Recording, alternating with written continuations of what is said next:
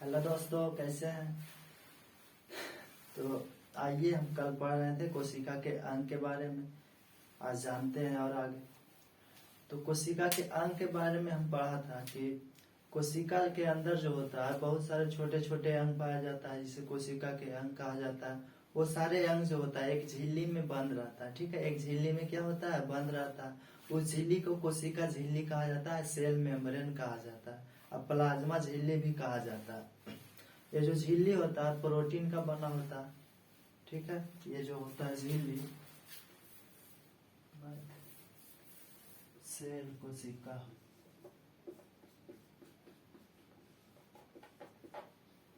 ठीक है। कोशिका जो होता है, कोशिका के जो अंग होता है एक झिल्ली में बंद रहता है। इस झिल्ली को क्या कहा जाता है, तो कोशिका झिल्ली कहा जाता है, सेल मेम्ब्रेन कहा जाता है, कोशिका झिल्ली। इस झिल्ली प्रोटीन का बना होता है,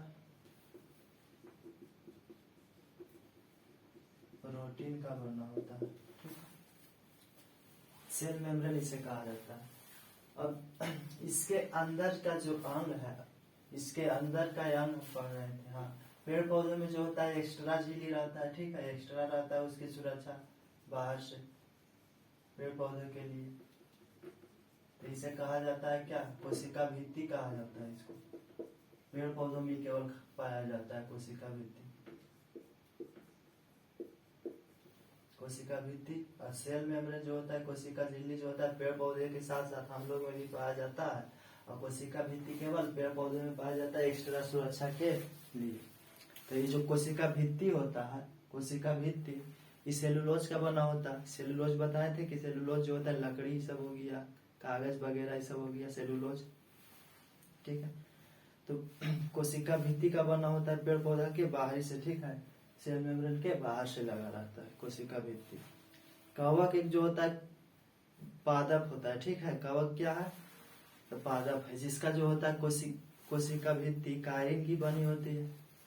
ठीक, और आगे जानते हैं इसके अंग, कोशिका के अंग हम बता रहे थे।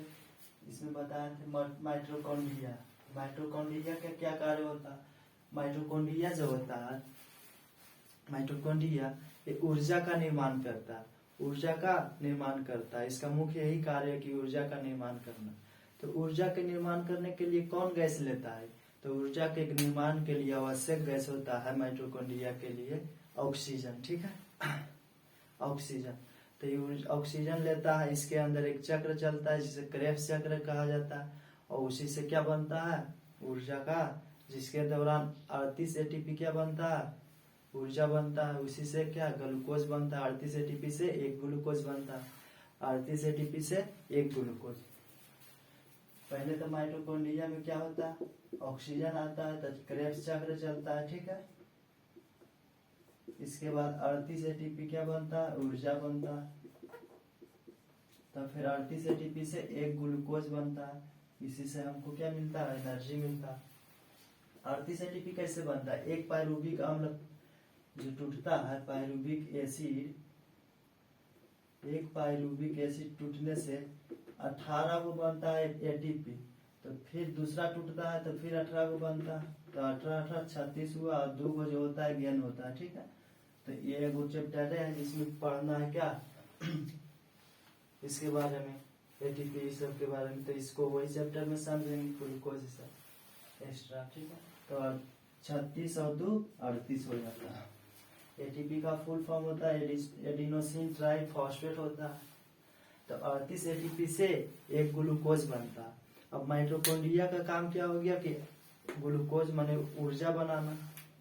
ये जो होता है कोशिका के आंतरिक श्वसन के काम करता है, आंतरिक श्वसन इसी को बोला जाता है माइटोकॉन्ड्रिया के। ये ऊर्जा बनाता है, जिससे कारण इसे पावर हाउस ऑफ कोशिका, कोशिका का क्या कहा जाता है, पावर हाउस कहा जाता है, शक्ति गृह कहा जाता है, क्योंकि ऊर्जा का निर्माण करता है।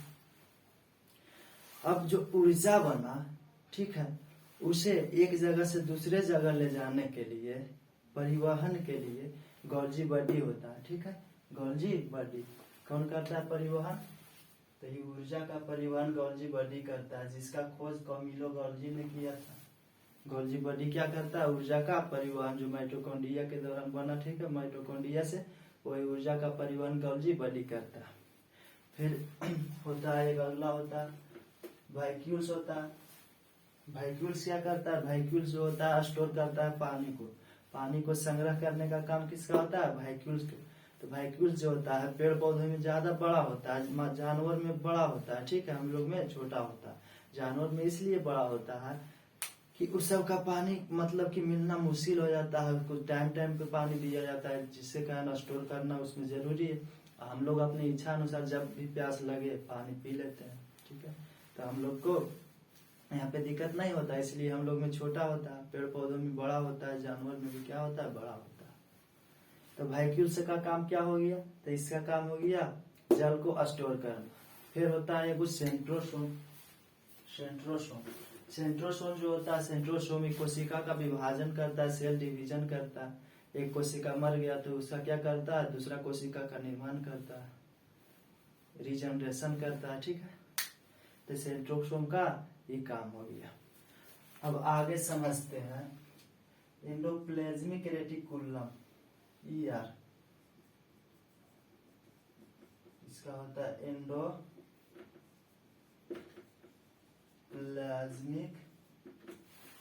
रेटिकुलम। इसका हिंदी होता है अंतःपरद्रव्य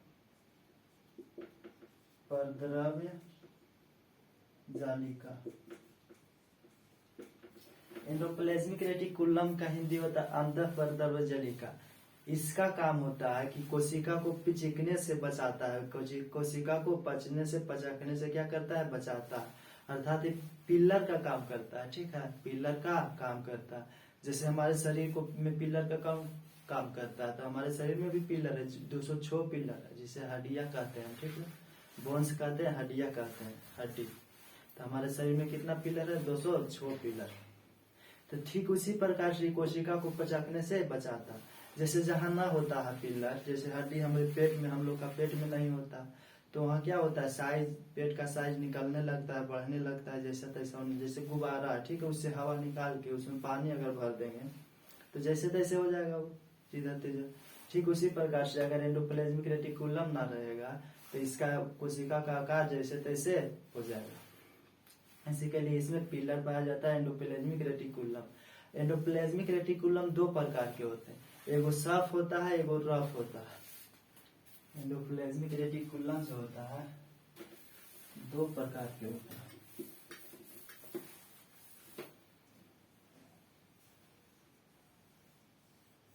ठीक है,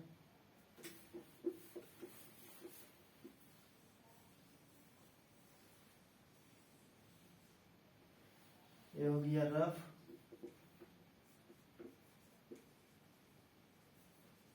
एंडोप्लाज्मिक रेटिकुलम। ये हो गया स्मूथ।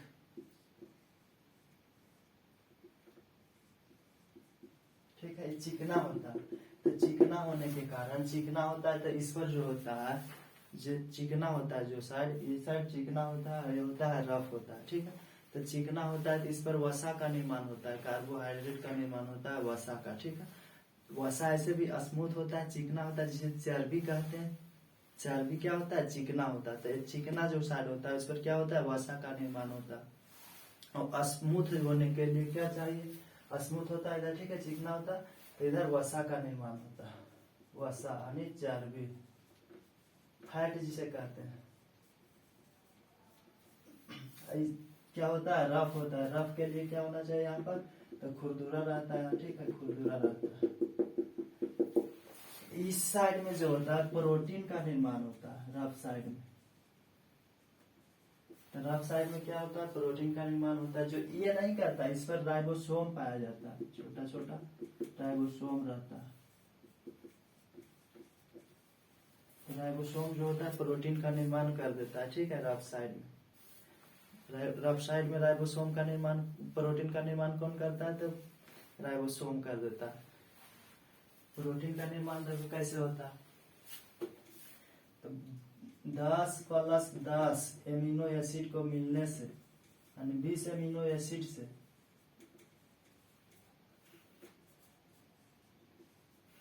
एक प्रोटीन का निर्माण होता है। 10 + 10 एमिनो एसिड को मिलने से एगो प्रोटीन का निर्माण होता है, जिसमें से 10 एमिनो एसिड जो होता है हमारे शरीर में पहले से रहता है, तो ये हो गया अननेसेसरी 10 गो। ठीक है, ये जो 10 गो है ये हमारे शरीर में पहले से रहता है। और ये 10 गो जो रहता है, 10 गो अमीनो एसिड, ये जब हम खाना खाते हैं तो उसके द्वारा जाता है, अलग अलग प्रकार के खाना खाना पड़ता है इसके लिए। ठीक है, तो उसके द्वारा जाता है 10 एमिनो एसिड। 10 एमिनो एसिड हमारे शरीर में क्या होता है, पहले से होता है, तो इसे अनावश्यक भी कहा जाता है, अननेसेसरी कहा जाता है, क्योंकि हमारे शरीर में पहले से होता है। ये आवश्यक होता है, ठीक है, नेसेसरी होता है, तो ये खाना के द्वारा जाता है। तो हम कह सकते हैं कि 20 एमिनो एसिड को मिलने से 20 एमिनो एसिड को मिलने से क्या होता है, एक प्रोटीन का निर्माण होता है। ठीक है, प्रोटीन का बनना, प्रोटीन का मतलब कि निर्माण होना 10 एमिनो एसिड और 10 एमिनो एसिड मैंने पहले से रहता है, 10 वो खाना के द्वारा जाता है, तो 20 एमिनो एसिड से क्या बनता है, एक प्रोटीन बनता है। ठीक, अब जो प्रोटीन निर्माण होता है इसे मेटाबॉलिज्म की क्रिया कहा जाता है। क्रिया दो प्रकार के होता है, एगो मेटाबॉलिज्म होता है, एगो कैटाबॉलिज्म होता है। मेटाबॉलिज्म क्या होता है कि यदि छोटे छोटे पदार्थ को, छोटे छोटे चीज को मिलाकर जोड़ने से जो बनता है उसे मेटाबॉलिज्म कहते हैं, और जो बड़ा को तोड़ के बनाया जाता है उसे कैटाबॉलिज्म कहा जाता है। तो प्रोटीन का निर्माण में क्या होगा, 10 गो एमिनो एसिड इधर पहले से 10 गो जुटा, तो छोटा छोटा जुटा, तो ये हो गया क्या, मेटाबॉलिज्म। ठीक है, ग्लूकोज का भी बनना क्या होता है, मेटाबॉलिज्म की क्रिया होता है, क्योंकि उसमें भी 18 36 और 2 गो गेन में रहता है, तो वो होता है, तो वो भी मेटाबॉलिज्म। तो मेटाबॉलिज्म क्या हो गया, मेटाबॉलिज्म की होता है कि छोटे छोटे मिलकर जो बनता है उसे मेटाबॉलिज्म कहा जाता है। अब प्रोटीन पे समझते हैं क्या होता है इसका उपयोग। तो प्रोटीन का मुख्यतः 3 काम होता है। पहले तो होता है कि हमारे शरीर को क्या करता है, वृद्धि करने में सहायक करता है, हमारे शरीर को वृद्धि करने में सहायक करता है। ठीक है, दूसरा कि बुढ़ापा में हमारे लोग का शरीर जो होता है क्या लगता है, गिरने लगता है, झुर्रियां पड़ जाता है, तो उस समय मेंटेन करने में प्रयोग इसका यूज होता है प्रोटीन का। ठीक है, तो पहला क्या, वृद्धि करने में शरीर को, जो बच्चों में बहुत ज्यादा आवश्यकता पड़ता है इसका। ठीक, दूसरा शरीर को बुढ़ापे में मेंटेन करने के लिए। तीसरा होता है हमारे शरीर में मतलब लास्ट सोर्स ऑफ एनर्जी, अंतिम ऊर्जा के रूप में काम करता है। ठीक है, जब हमारे ऐसे ऊर्जा के रूप में प्रोटीन डायरेक्ट नहीं काम करता, लेकिन जब हमारे शरीर में ऊर्जा पूरा खत्म हो जाता है, ठीक है, जैसे भूख हड़ताल पर कोई 10 दिन से ऐसी भूखे बैठा, तो उसके शरीर में ऊर्जा खत्म हो जाता है, तो लास्ट मतलब अंतिम ऊर्जा के रूप में प्रोटीन काम करता है, लास्ट सोर्स ऑफ एनर्जी के रूप में प्रोटीन काम करता है वहां पे। ठीक है, तो कह सकते हैं अंतिम ऊर्जा के। ठीक है, तो पहला क्या हो गया कि शरीर को वृद्धि करने में क्या होता है, प्रोटीन की आवश्यकता होता है, मेंटेन रखने के लिए बुढ़ापे में ऊर्जा के रूप में अंतिम ऊर्जा, लास्ट सोर्स ऑफ एनर्जी के रूप में। ठीक है, तो प्रोटीन का इतना सारा काम हो गया। तो एंडोप्लाज्मिक रेटिकुलम को क्या कहा जाता है, आंतरिक कोशिका। कोशिका का क्या कहा जाता है, आंतरिक कंकाल कहते हैं, क्योंकि आंतरिक से अंदर से सहायता देता है, तो इसे कोशिका का आंतरिक कंकाल कहा जाता है। 2 प्रकार के होता है, एगो रफ होता है, सॉफ्ट होता है। रफ पर जो होता है प्रोटीन का निर्माण होता है राइबोसोम की मदद से, और स्मूथ जो होता है, स्मूथ चिकना, इस पर कार्बोहाइड्रेट यानी वसा का निर्माण, फैट का निर्माण होता है। ठीक है, तो प्रोटीन का भी उपयोग समझ लिया। अब आगे होता है राइबोसोम होता है। राइबोसोम जो यहाँ पे था रफ पे, इसका काम क्या होता है, प्रोटीन का निर्माण करना होता है, प्रोटीन का निर्माण करता है, प्रोटीन का निर्माण करता है, इसलिए इसे प्रोटीन का फैक्ट्री भी कहा जाता है। राइबोसोम को प्रोटीन का फैक्ट्री कहा जाता है, फैक्ट्री ऑफ प्रोटीन। ठीक है, प्रोटीन का, क्योंकि प्रोटीन का निर्माण करता है तो इसे प्रोटीन का फैक्ट्री, जैसे माइटोकॉन्ड्रिया ऊर्जा का निर्माण करता था तो उसे क्या कहा जाता है, पावर हाउस कहा जाता था, ऊर्जा गृह कहा जाता था। अभी फैक्ट्री किसका हो गया, प्रोटीन का निर्माण करता है, तो प्रोटीन का फैक्ट्री से कहा जाता है किसको, राइबोसोम को। और आगे होता है न्यूक्लियस। इसे कोशिका का दिमाग कहा जाता है, कोशिका का माइंड कहा जाता है। ठीक है। न्यूक्लियस का खोज रॉबर्ट ब्राउन ने किया था। न्यूक्लियस का खोज रॉबर्ट ब्राउन ने किया था। अब इससे कंफ्यूज हो सकता है, एक रॉबर्ट हुक है, एंटोनी वन लीवेनहॉक है, रॉबर्ट ब्राउन है। तो रॉबर्ट हुक ने किया था किसका खोज? तो कोशिका का खोज किया था किसने? तो रॉबर्ट हुक। हुक हुक मतलब छोटा छोटा चीज के लिए हुक पकड़ के निकालता है। ठीक। तो हुक साहब खोज किए थे, तो कोशिका का खोज किए थे सर्वप्रथम। फिर एंटोनी वन लीवेनहॉक आ गए, तो उन्होंने जीवित कोशिका का खोज कर दिए। ठीक है। रॉबर्ट ब्राउन ने 1881 ईस्वी में न्यूक्लियस, कोशिका के अंदर न्यूक्लियस का खोज किया। कोशिका के अंदर न्यूक्लियस का खोज रॉबर्ट ब्राउन। जैसे आम खाते हैं, ठीक है, तो न्यूक्लियस क्या होता है? कोशिका के बीचों बीच में होता है। तो आम खाते हैं, कोई भी पका हुआ फल खाते हैं, तो उसमें गुठलियां जो होता है बीचों बीच में रहता है। तो पका हुआ आम का जो गुठलियां रहता है ब्राउन कलर का रहता है। ठीक है। लीची भी खाते हैं तो उसका भी गुठलियां कैसा होता है? ब्राउन कलर का होता है। तो उससे भी याद रख सकते हैं कि इसका खोज रॉबर्ट ब्राउन ने किया था। ठीक है। इसका काम होता है न्यूक्लियस का कि मतलब कि कोशिका के अंदर जितना सारा भी अंग है सब पर नियंत्रण रखना, सब मतलब अच्छा से काम कर रहा है कि नहीं कर रहा है उसका देखभाल करना, इसका न्यूक्लियस का काम होता है। ठीक है। जैसे माइटोकॉन्ड्रिया पर नियंत्रण रखता है कि माइटोकॉन्ड्रिया का क्या काम है? कि ऊर्जा का निर्माण करना। तो ये सही से मतलब ऊर्जा निर्माण कर रहा है कि ना कर रहा है इसका नियंत्रण रखता है। गोल्जी बॉडी का क्या काम है? इसको परिवहन करना, जो ऊर्जा बनता है। तो मतलब न्यूक्लियस इसको पर भी देखता है कि सही से परिवहन कर रहा है कि नहीं कर रहा। वैक्यूल से इसको पानी संग्रह करना, तो इसका पर नियंत्रण रखता है। ठीक है। सेंट्रोसोम का क्या कार्य है? सेंट्रोसोम का काम है कि कोशिका विभाजन करना। तो देख, अगर कभी कभी जैसे इसका मान बढ़ जाए माइटोकॉन्ड्रिया का, ठीक है, अब माइटोकॉन्ड्रिया के मान बढ़ गया, अभी कहेगा हम नहीं निर्माण करेंगे अथी ऊर्जा, तो ये बोलेगा जाके न्यूक्लियस कि तुम करो ऊर्जा निर्माण। तो ये कहेगा नहीं अभी हम नहीं करेंगे, हमारा तबीयत खराब है। तो कहेगा ठीक है 2 दिन रेस्ट कर। फिर जाके बोलेगा तो उसका मन बढ़ गया, वो कर ही नहीं रहा। तो अभी क्या करेगा न्यूक्लियस? न्यूक्लियस नियंत्रण करता है, कंट्रोल करता है, लेकिन इसको पनिश नहीं कर सकता है, सजा नहीं दे सकता है। ठीक है। न्यूक्लियस खाली मतलब कि बोल सकता है इसको। तो पनिश देने के लिए, सजा देने के लिए एक रहता है लाइसोसोम। लाइसोसोम रहता है जिसमें हाइड्रोलिक लिक्विड पाया जाता है। ठीक है। जल अपघटक एंजाइम पाया जाता है, हाइड्रोलाइटिक एंजाइम पाया जाता है। लाइसोसोम में हाइड्रोलाइटिक एंजाइम पाया जाता है, यानी जल अपघटक एंजाइम पाया जाता है। एंजाइम जो होता है इतना खतरनाक होता है कि कोशिका के किसी भी अंग पर, चाहे माइटोकॉन्ड्रिया पर, चाहे गोल्जी बॉडी, किसी भी अंग पर छिड़क देगा हल्का सा तो ये खत्म हो जाएगा। ठीक है। तो ये जब नए काम करता है माइटोकॉन्ड्रिया, तो न्यूक्लियस जाके इसको बोल देता है लाइसोसोम को कि काम नहीं कर रहा। ठीक है। ऊर्जा नहीं निर्माण कर रहा। तब लाइसोसोम इसको बोलेगा ये इधर आओ, तो ये नहीं आता। तो बोलता है इसको कि तुम क्यों नहीं निर्माण कर रहा है ऊर्जा का।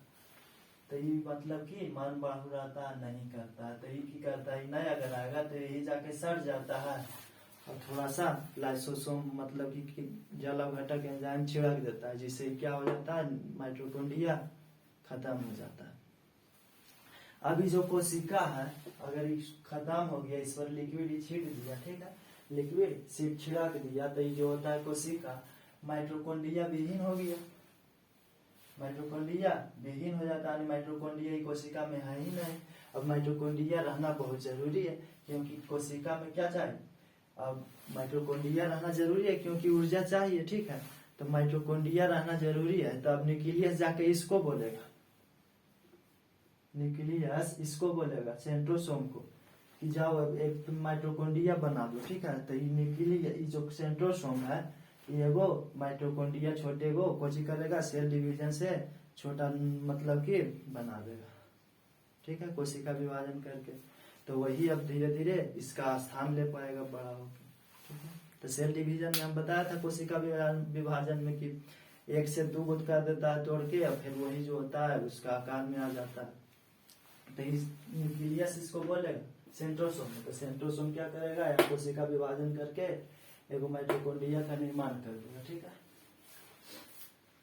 तो लाइसोसोम क्या होता है, लाइसोसोम में जो होता है हाइड्रोलाइटिक एंजाइम पाया जाता है, जो किसी भी कोशिका के अंग पर छिड़क देता है तो वो नष्ट हो जाता है, ठीक है।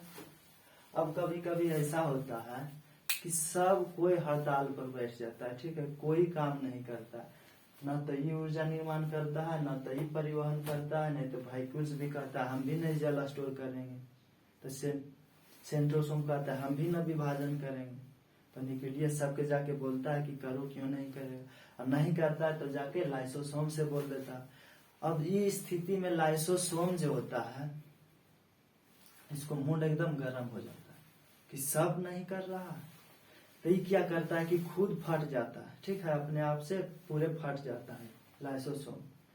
ये वो प्लास्टिक की तरह झिल्ली में बंद रहता है, ठीक है, ये फट जाता है तो ये पूरे ही कोशिका का नष्ट हो जाता है, ठीक है, ये पूरे कोशिका यहाँ से खत्म हो जाता है। तो इसलिए लाइसोसोम को कोशिका का एटम बम कहा जाता है, ठीक है, आत्महत्या की थैली कहा जाता है लाइसोसोम को, क्योंकि जब भटक मतलब कि जहाँ जो गर्म हुआ तो ही फट जाता है, ठीक है, तो आत्महत्या की थैली से कहा जाता है लाइसोसोम को। पूरा हो गया यहाँ तक,